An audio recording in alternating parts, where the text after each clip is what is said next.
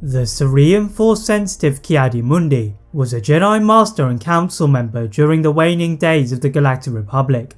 Becoming a Jedi General for the Grand Army of the Republic, the Cerean Jedi was known for his highly rational and restrictive line of thinking, in line with some of his fellow Council members, but this only made him more oblivious to the darkness lurking in the shadows.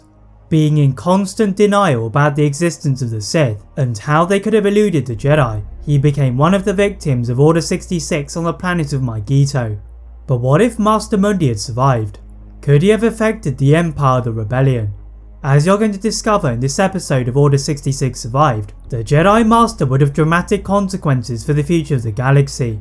Situated in his command center on Mygeeto, Master Mundi was one of the Jedi Council members that were present in their meeting. Hearing of Obi-Wan Kenobi's report, that General Grievous was indeed on the planet of Utapau.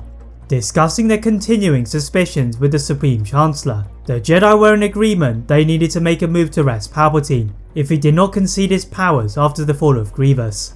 With Anakin currently on his mission to spy on the Supreme Chancellor, Master Mundi can sense the danger in giving such a mission, and acting upon his suspicions, since the clone reinforcements had arrived on the planet, he requests for one of the Masters to keep track of the newest member of the Council.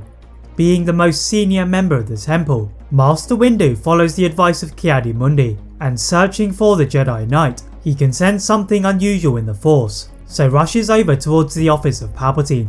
Casually killing the two Senate guards with a swipe of his hand, he quietly entered the office of Palpatine and heard the sound of a lightsaber igniting.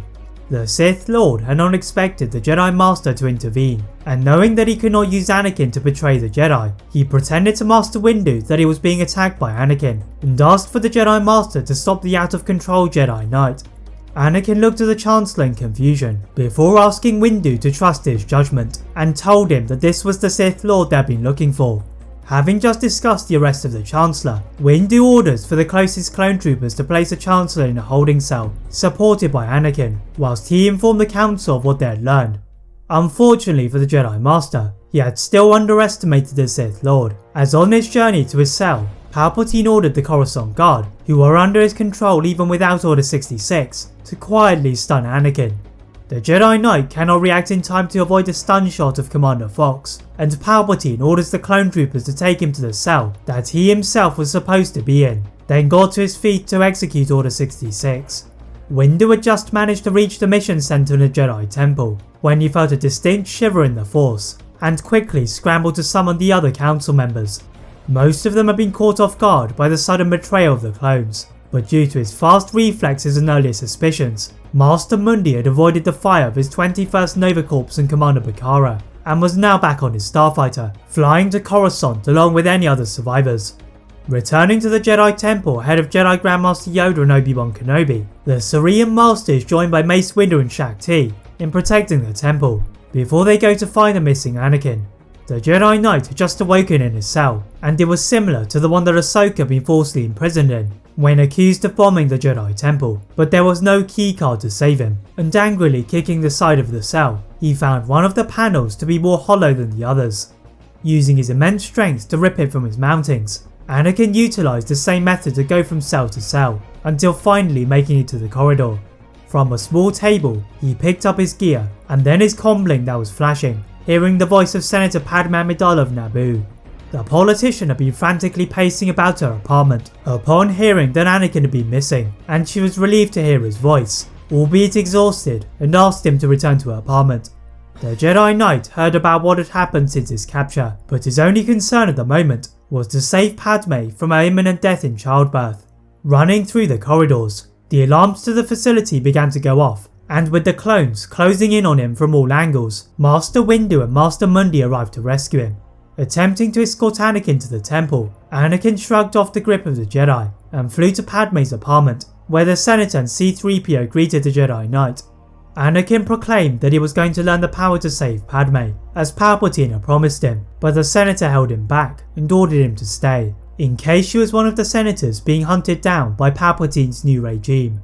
Anakin thought about the offer, but in his mind, Padme would either perish now or later if he didn't gain the powers of the Sith.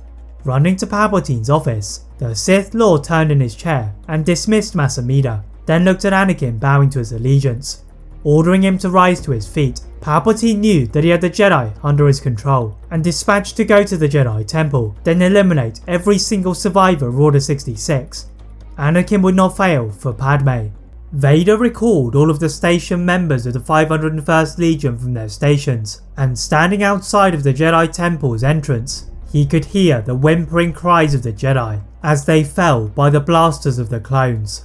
Vader could not allow the clones to have all of the blood, and marching purposefully through the smouldering gates, he began taking apart any Jedi could find, regardless of their position in their order. At the back of the temple, Mace Windu, Ki-Adi Mundi and Shakti were desperately trying to escort as many of the younglings out of the temple as they possibly could when they receive a transmission from Senator Bail Organa that Obi-Wan and Yoda were arriving to save them. Sensing the darkness of Anakin homing in on their location, they scurry outside to the perimeter of the temple when they hear the voice of Palpatine being amplified from the Senate building. The new Emperor of the Galaxy declared for every single enemy of his empire to be hunted down and defeated, and as soon as he uttered these words, the Jedi hear a massive roar as every civilian emerged from their homes to kill them. The Jedi Council members are unsure of how to respond, as it went against their code to kill the innocent population, so deciding to subtly force push them away, the civilians wisely chose to remain at a distance. One threat is soon replaced by the bigger threat of Darth Vader, and pointing his blade at the Jedi Masters, they questioned his audacity to challenge them all in a duel. But Vader was not alone, with Palpatine emerging from his Senate speech to join the purging of the Jedi, working with his new apprentice to kill the Jedi Knights and bring the escaping younglings back under their control. Ki-Adi Mundi blocked the last remaining ship from landing back on the floor.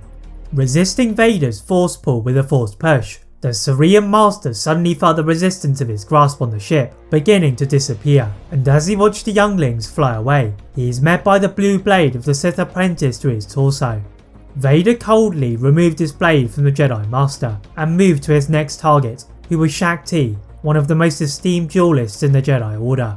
The council members stood back to back with Mace Windu, defending the clones of the Sith from all angles, when Yoda and Obi-Wan arrived to push the Sith back into the temple's foundations. Obi-Wan and Vader glared at each other and clashed blades, as if by fate, and the pleas of the Jedi Master to stop the path that he was on fell upon deaf ears, until Padme emerged from a Naboo star skiff above them.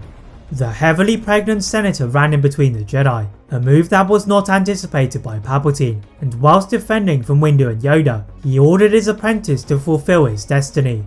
As Vader glared at the senator and moved his blade towards her, Obi-Wan dived in the path of the attack, attempting to sacrifice himself, and as Anakin's blade fatally wounded him, he looked in dismay as Padme and her children had also suffered the same fate.